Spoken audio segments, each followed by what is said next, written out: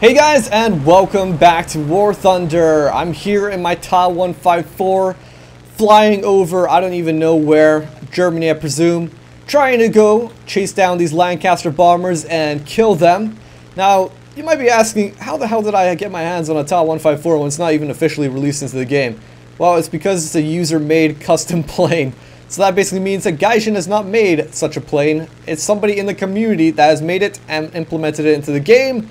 And you can only really use it in single player, unfortunately. But there are so many examples of planes that people have already been making. Like, some people have even made modern day jets, as ridiculous as that sounds. Yes, modern day jets. But this is World War II related. It's the Ta-154 Moskito. A lot of interesting history behind it, so I wouldn't doubt it if Gaijin actually makes their own version and implements it in the future. So the Ta-154 Moskito, basically put it this way. It's 1944, late 1944. The RAF is bombing Germany like mad during their night raids with the Lancaster bombers, and there's also a new amazing plane in the RAF arsenal, the Moskito. Very fast, very hard to kill, just very, very efficient. So the Germans held a competition. We need something that can compete with the Moskito and also take down all these Lancasters. And the two leading competitors was the HE-219 and the Ta-154. I'm going to show you guys the HE-219 shortly or after this plane.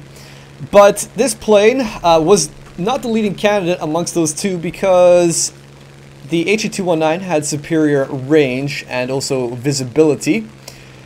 But also some interesting things about the Ta-154 was that it was made completely out of wood, which swayed some of the German commanders, the people in charge of deciding who was going to win this competition, thinking that, you know, something that's made out of completely out of wood is probably not going to be too resilient. It scared them off a little bit. But another thing to consider was that this plane, in order to keep its structural integrity, was held together by a new resin, a new type of glue. And unfortunately what happened was the British, inadvertently, they actually didn't know, during one of their bombing runs on a local town that was producing the resin, they ended up destroying the factory that produced it. So the Ta-154 couldn't go out into mass production, unfortunately, because none of that essential glue was able to mass produce such a plane. But anyway, they called it the Moskito because of its acknowledgement of the British Moskito.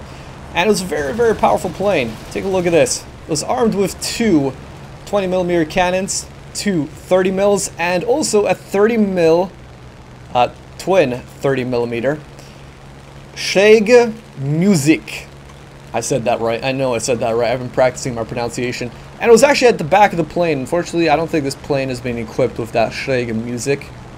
It's actually towards the rear.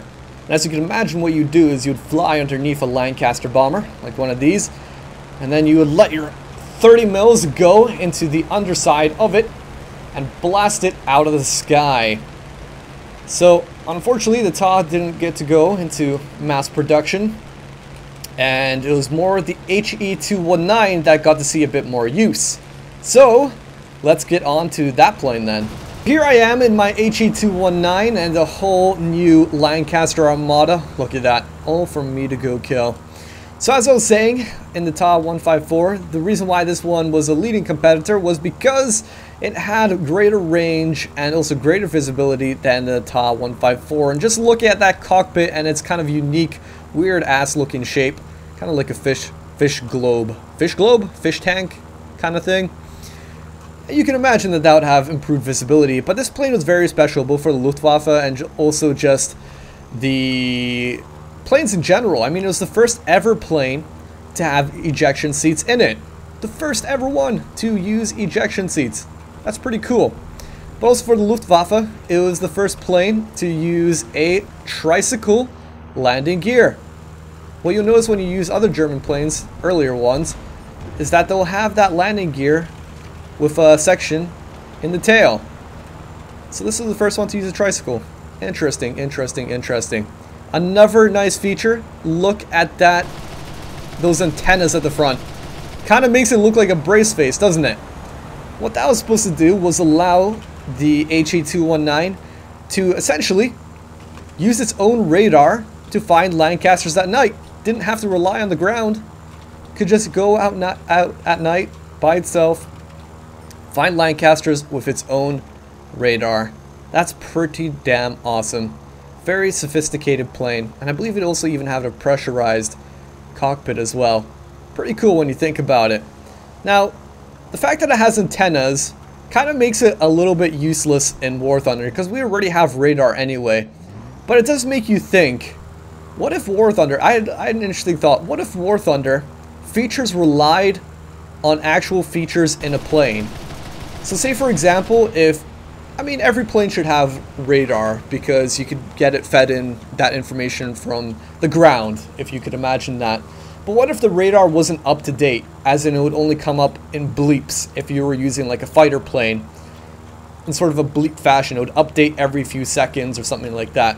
But what if you were using this plane and it updated all the time, and as in it was a real-time sort of radar?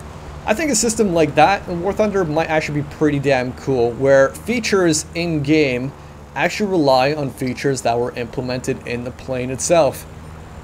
And maybe you could even upgrade these features, like unlock them in the modifications. I don't know, that sounds pretty cool to me. Maybe it doesn't to you, I don't know. But also another cool thing I want to show you guys is, well, when people make user-made planes, they don't have great damage models. Let's see if this is going to work as I intended to. Alright, let's see how useful the HE219 is. Oh, damn! Okay, that wasn't supposed to happen. What's supposed to happen is I'm supposed to fly through him, he's supposed to die, and I'm supposed to come out relatively unharmed. Huh. Well, yeah, that didn't go to plan. Oh well.